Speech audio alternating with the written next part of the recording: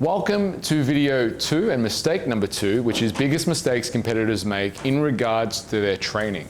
So much like mistake number 1, which is all about nutrition, this mistake does predominantly relate to planning. However, there are other mistakes that people make with their training, which is hard to do for this video specifically around execution of technique, form, all those things are often true. People might have a lagging body part and they might be doing a lot of the exercises that are going to help that body part, but they're performing them incorrectly. But what I wanted to focus on with this video is the structure and kind of thought process that I go through when I do get a competitor and how I set up their training. So let's get into it. The mistake fundamentally is poor forethought of planning the program to go into that comp. So what I do see a lot of is people will go on like a bodybuilding.com, or they will find a friend who may have competed and simply copy their program and do their program and hope for the best kind of thing. And that, I mean, I'm not gonna say it's a recipe for disaster, but it is the definition of a cookie cutter program. So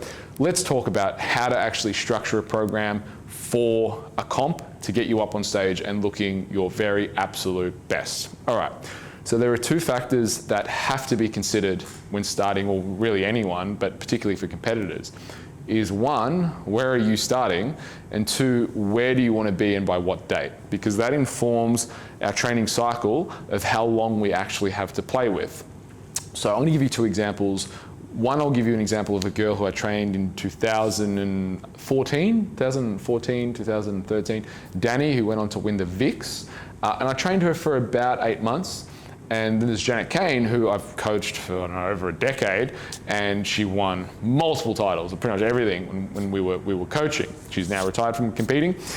So the 2 different examples, and the reason why I want to use those examples is because Danny was, let's use Danny's example first, right?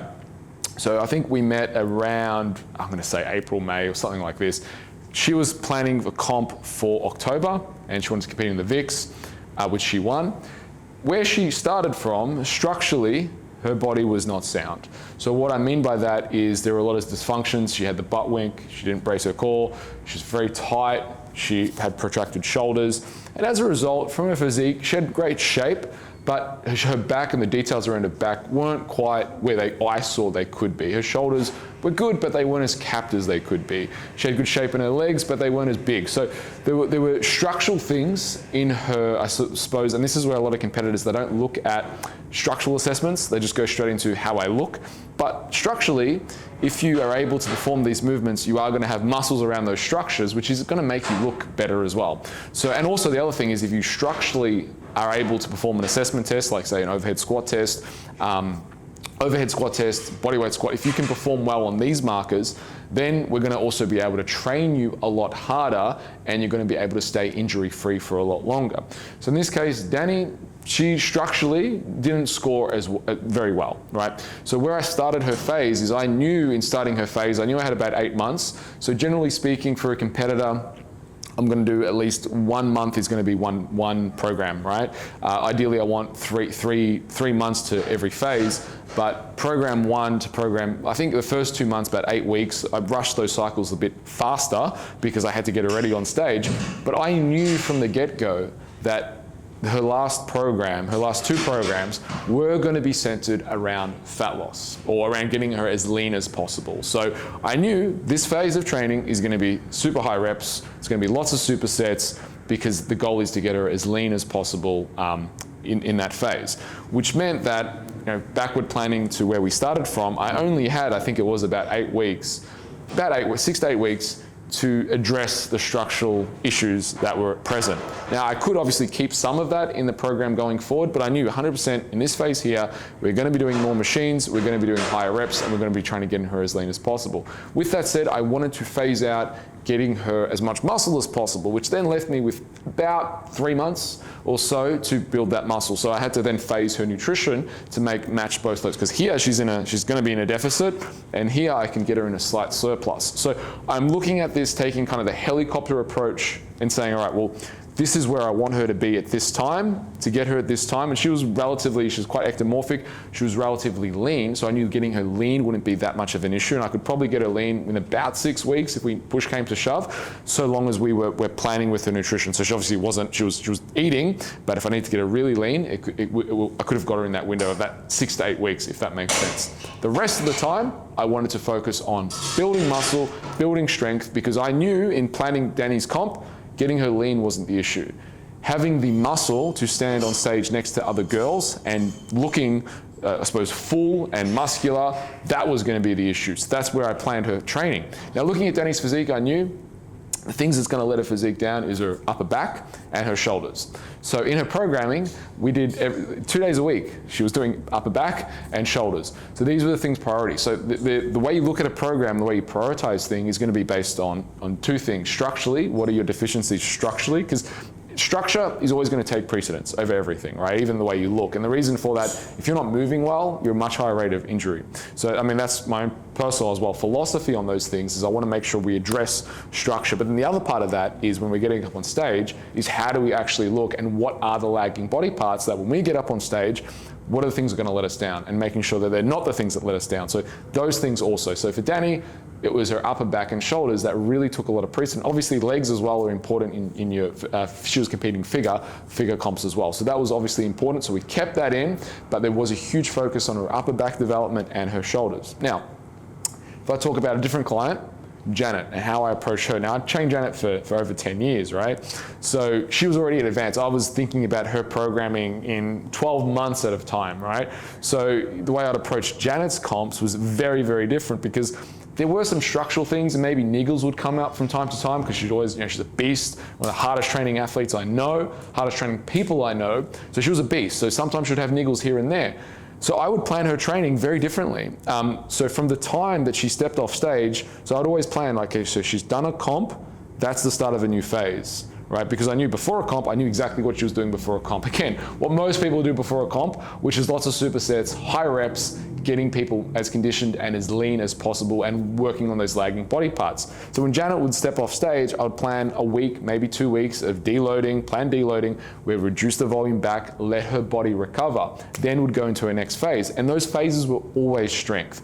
So I would milk Janet's strength phase and skill acquisition phases for as long as possible until the next comp. So that means that she finished competing, let's say, usually it'd be November that should finish competing, October, November is when she'd finish competing, because she'd go to nationals and these kind of things, and sometimes internationals, and depending on the dates. But usually around November 1st is kind of when we would plan it, because then you'd have a deload. That would be the end. So then we'd have, probably before her first comp, she had the qualifier, let's say usually in February. She'd have to be lean again in February. Sometimes she would skip the qualifier, which gave us more time. But either way, I would plan in her strength work first, because I knew, all things considered, if I can get Janet stronger, she's going to lift more weight in her hypertrophy phases. So this again, so if we think about it like this, we've got our structural phases, we've got our strength phases, or structural phases, skill acquisition phases, they kind of go together. Skill acquisition phases also do go into strength phases, because strength is obviously a skill as well, for the squat and the deadlift particularly. Then from our strength phases, we go into our hypertrophy phases, where we're really focusing on building muscle. And then from our hypertrophy phases, we're going into our conditioning phases, where the goal really is to get as lean as possible. Now, the key thing here is that most people, again, approach training same way they approach nutrition, thinking they can burn fat all year round and just do this conditioning piece. And for the large part, like that's what Janet, her propensity was to do a lot of conditioning work, because she likes staying lean. But I knew if we just focus on this conditioning piece, she's not going to build the muscle to improve upon her physique next year. And the other thing is that strength component, getting her stronger, is going to cross over into that hypertrophy component, because she's going to be able to lift more weight when we hit that hypertrophy phase, which means that she's going to be able to she's going to present a better physique, a bigger physique, a more muscular physique next time she steps up on stage. And that is the goal, obviously, when you're training a competitor for over 10 years, is to improve upon the effort year upon year. And that's basically how we did it. So that's a lot in this video. So that's the biggest mistake, is think about your, and so if I give you those examples, right, and we bring it back to you of when you're approaching a comp, again, you know, if you want to work with us, absolutely. But the thing is, you want to look at where are you starting? And obviously you need someone, I suppose, to assess you. That's really what you're going to be paying for when you come to professional, is to assess you structurally. And what are the movements that are going to clean up structurally and get you injury free and moving and lifting as heavy and as training as hard as possible, because we want you training hard. Make no doubt about it. Hypertrophy, the consistent thing across studies, as if you need a study to prove this, but to build muscle, you need proximity to failure, which means is how hard are you pushing the reps till you can't do another one. So if it prescribes 10 reps, it's 10 reps, not 11. And if you're able to push to 10 reps, you're going to get better results than if you say, oh, it's 10 reps and you can actually get 12, right?